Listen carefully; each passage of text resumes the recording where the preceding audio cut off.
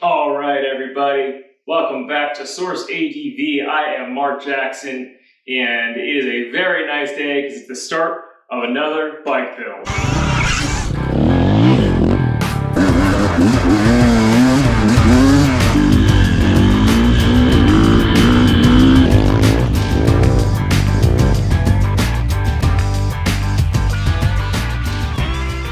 What we have here is a 2017 Suzuki DRZ-400S that's in overall pretty good condition. And what we're going to try to do with this thing is just go through it, change some things out, and turn it into a really good mid-budget BDR style bike, Backcountry Discovery Route, for those of you who don't know what the BDR means. A BDR is a statewide track. I think there's about 11 of them right now, and it's basically like an off-road adventure through a whole state. If you haven't looked into them, it's a really, really cool way to do adventure. They plot out the tracks for you so you know where gas is and that sort of thing. Kind of the primary objective is to be riding on dirt as much as possible while seeing some cool things within the state that you're passing through. So this bike is an awesome bike for that type of ride. It's primarily a dirt bike that can be ridden on the street, but it's not as much of a dirt bike that can be ridden in the street as my KTM 500 DXC build. If you've seen my channel before, you'll know that the KTM 500 DXC build was like the ultimate BDR bike. And I wanted to do a project where you can do a build, keep it under a certain amount, so that people that aren't looking to spend 15 grand on a freaking dirt bike can get out there and have some fun and do some adventures as well. Please subscribe to the channel. Thanks for tuning in. Let's get into kind of talking about this bike and talking about what to look for in a BDR bike. All right, so as you can see here, kind of jumping into the future, the bike's already torn down. But let's go through some things that you absolutely need, I think, that are critical for a BDR style adventure bike build. Number one, that's absolutely critical is some form of larger gas tank.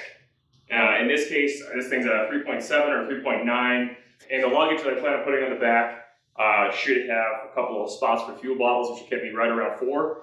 I'm pretty sure that'll get me right around to high 100s, low 200s range on this particular bike. Basically, the most essential thing you're going to need to start is some form of long-range tank. There are parts where you're going over 100 miles without any gas stations. So let's say you get 75 miles into it, you hit something you can't pass and you need to come back. That's why it's really nice to have high 100s, low 200s of fuel range on your bike. Must do. The second thing that's almost a must-have is some form of GPS on your bike. These days, you can do it with your phones. If you have a water-resistant, dust-resistant, vibration-resistant phone, you can put it on your handlebars and you can download the BDR tracks or whatever, the Transamerica Trail tracks, and you can theoretically just have it on your handlebars and run it right off your phone, which is not bad. I like the Garmin 610. It just is a lot more burly, and I had it from my last Baja adventure. So for this bike, I'm going to be putting some kind of powered cradle on the handlebars for this Garmin 610 that I'll be running in vertical orientation. It gives a really nice view. I know it's waterproof, dustproof, everything proof. So I really like this. It's kind of the second must-have. And that I just don't like the idea of smashing my phone while riding. The third must-have is some form of luggage. Now this is the Mojave saddlebag that came with the bike. I think it's way, way too small for this particular type of adventure. You theoretically, if you were super, super cheap in it, you theoretically could just strap a backpack to the back of the bike in some kind of, crazy Beverly Hillbillies kind of way. I like to have, some form of luggage, and I think there's some really good options out there these days that are actually really reasonably priced. And I'll be going over, I think I have one in mind that's going to go on this bike, and I'll go over what that kind of luggage piece is. You actually don't even need this rack. You don't need pannier racks. A lot of people think you need these giant bags. I like to lean way more on the ultralight side of things for carrying stuff. You just feel the weight on the bike if you put too much shit on it. And it's not fun, especially once you get into sand. The heavier the bike is in sand, the more crazy it gets. And if you're not used to riding in sand, that could be a really rude awakening where you crash 5 to 10 times in the first day. And your bike will look like it's been rubbed with 80 grit sandpaper down the side. That actually happened to one of our buddies in Baja, his KLR 650. It literally looked like somebody took an angle grinder and just went down the whole side of things. So those are kind of the three critical things that you absolutely must have to get yourself through a BDR. So this bike was $4,400. It's got about 10,000 miles, and I knew that I overpaid for this bike. But with that $4,400 price in mind, right, which only gives me $600 more to get the thing totally ready, you know, but like I said, this thing is pretty well set up. It's just going to be, hopefully we don't find anything terrible in the bike when we tear it down and make sure that it's ready for 800 miles of dirt. One of the things I absolutely do want on this build is going to be a kickstart. So yeah, with that being said, let's start tearing this bike down. It's the first time I've seen the air filter, and it's not exactly the most dirty air filter I've ever seen, but it's not exactly the cleanest air filter I've ever seen either. So fingers crossed on this one. I guess I'll check the inside of the intake boot and make sure there's not like a bunch of dirt in there, because I also don't want to be stranded. But on a plus side, it does look pretty oily, so that's good. It just has some nice caked up dirt on it. Awesome. Budget bikes, sick. So one of the other reasons you want to just like go through your bike and tear it down, at least take off all the plastics and kind of check torques and all like that, is because for one, you're probably gonna have to do it on the trail, or you're probably gonna have to do it on your adventure. So if this is your first time having a bike, it'd be smart to disassemble it in the safety of your garage. Versus once you have to do it on the trail and you have to keep track of all the bolts, and you'll probably drop a bolt or two in the sand. The other thing is that when you get a new bike, sometimes a bunch of stuff is just really loose. I'm starting to find a lot of loose stuff on this bike just in taking off like 7 bolts. So yeah, it's always good to tear it down, check some tightness. Good times. Budget bike. All right, so I just want to start the bike to warm it up to drain the oil out, and this is what happened.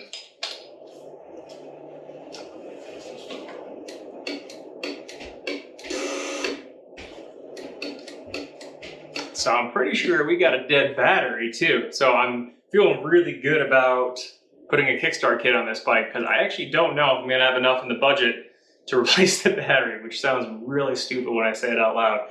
But on top of that, it makes me think that I need to look for some parasitic draws on the electrical system, because this bike was, you know, the battery did seem like it was in pretty good shape when I bought it.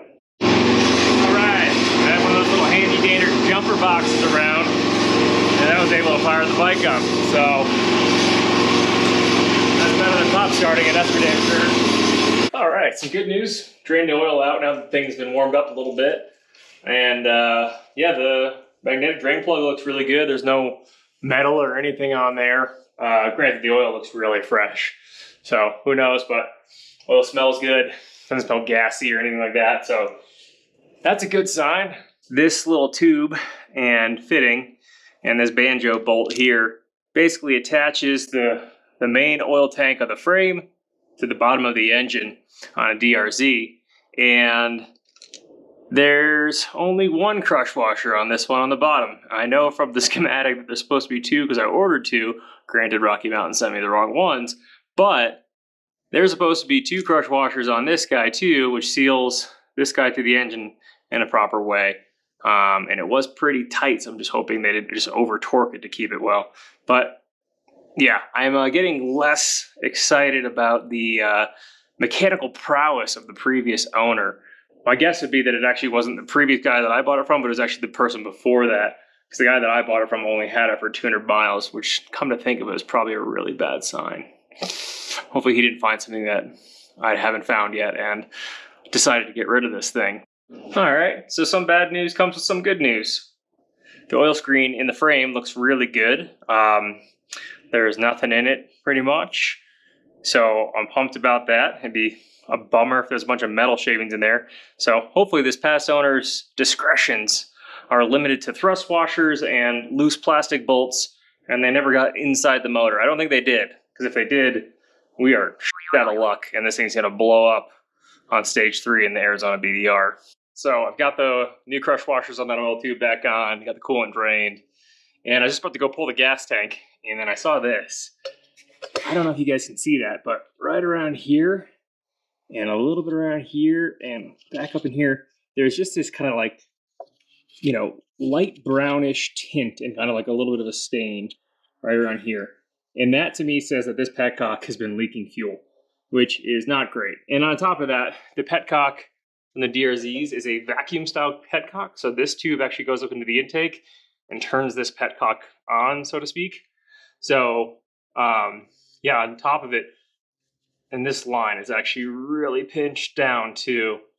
So looks like we got to add a petcock to the list too. That's fun.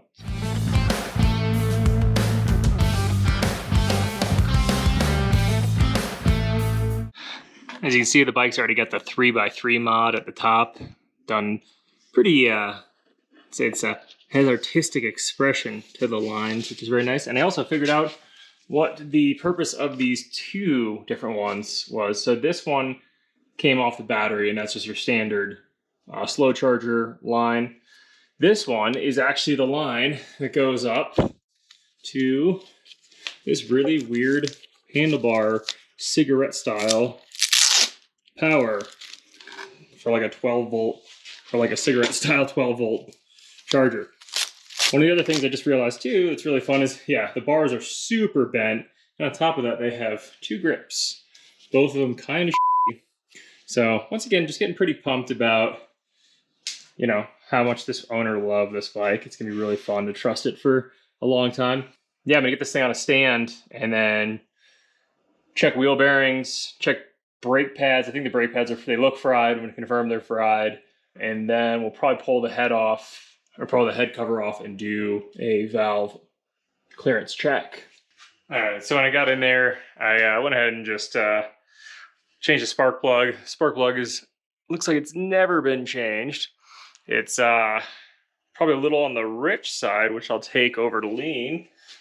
Here you can see that air filter a little bit closer. Just a nice big dirt cake spot. It's kind of hard and nice, so that's cool. And then another thing, I started pulling off some of the other stuff here. I couldn't figure out why the headlight looked like it was like tucked behind the fairing.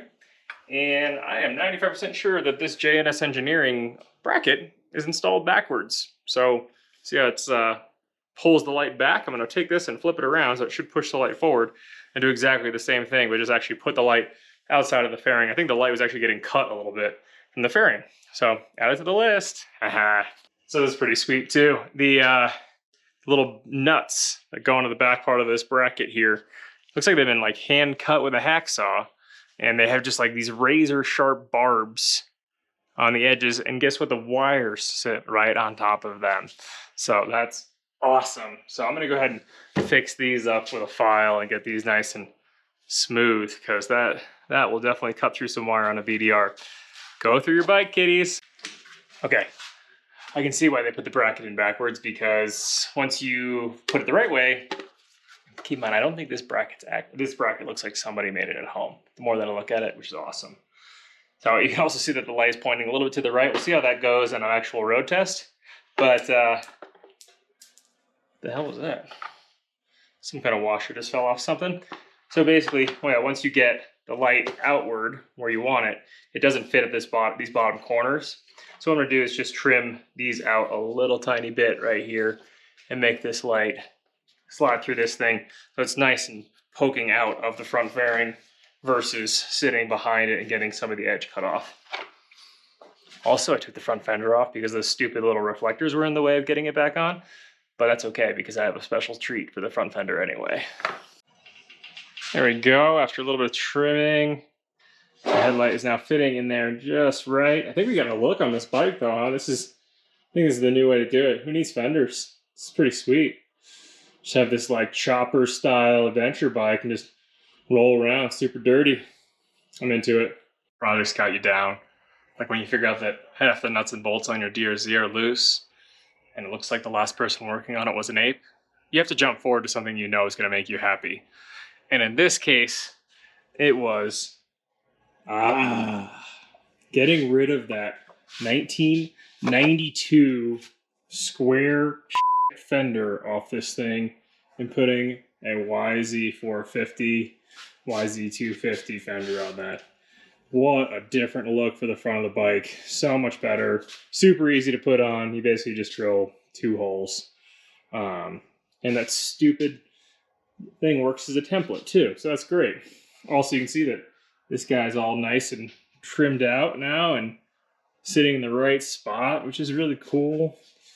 So maybe the light won't be cut off anymore. So that's good. But man, what a difference that front fender makes on this bike. I mean, this thing is just like literally from a 1992 Honda XR250. Pretty solid. So you need motivation. Treat yourself to making the bike look better. It always gives you a little bit more oomph. All right, so the saga continues. As you can see here, that's the bolt extended all the way through the radiator mount. And it looks like because of these guards here, that's all the thread the radiators have holding them to the frame. So I'm gonna dig around for some bolts here. But if I can't find the right one, I'm gonna have to go to, Home Depot or hardware store and find something. That is not enough thread for the radiators. Jesus. Oh yeah, found some bolts that will give it a lot more bite. The challenge is they can't go in too far because these threaded inserts actually have depth that they will stop. So hopefully that's the right amount of bite, which can keep these a little bit more solid onto the bike. I'm gonna have to swap out the other side too. All right, this side's got new bolts, and then with the new bolts, the triple clamp doesn't hit the radiator guard anymore, and the fender clears. So once again, just go through everything, right, and touch everything and make sure everything's working right. And one of the things I just noticed too is I'm actually happy that the bars are bent, because I'm noticing that because of how high these bars are, I think they're probably like ATV bars or something. They're super high. There's like almost like 5 inches of rise here. This throttle cables down here, once it's on full lock right, are so tight. So I'm hoping that I'm gonna go to a fat bar conversion that's probably like here, a bit lower. But probably it's still totally fine for venture riding. I'm hoping with that too, it'll take a little bit of pressure off of these throttle cables and electrical connections. Man, I did not realize there was this much going on with this bike, huh? All right, one other fun thing. Once again, the saga of loose nuts and bolts continues. I literally came up to this front axle nut and just kind of did that. Like, the thing couldn't have more than 10 foot-pounds on it, which is pretty awesome. So once again, somebody did not own a torque wrench. All right, so I think that's it for teardown. The valves are in spec, that's good. Got the oil drained, coolant drained, checked all the swing arm bearings, the steering head bearings, the swing arm bearings, the linkage bearings, the wheel bearings, they all feel like they're good. No slop there, so I'm not gonna tear them down for this trip. I'll tear the whole thing down after the BDR and lube all the big bearings, but I will be pulling the wheels off and give them a little lube as I replace the brake pads. Yeah, so as far as what I figured out that it really does need and and also what we're gonna add to this thing, there's something crunchy in this clutch lever a little bit. I hope the basket and the pressure plate aren't notched, but I'm definitely gonna lube the cables, and I'm installing a kickstart kit because the battery's dead. I ordered a new battery. I found one for really cheap. Hopefully it keeps me under budget. I'd really love to be on the BDR with an electric start.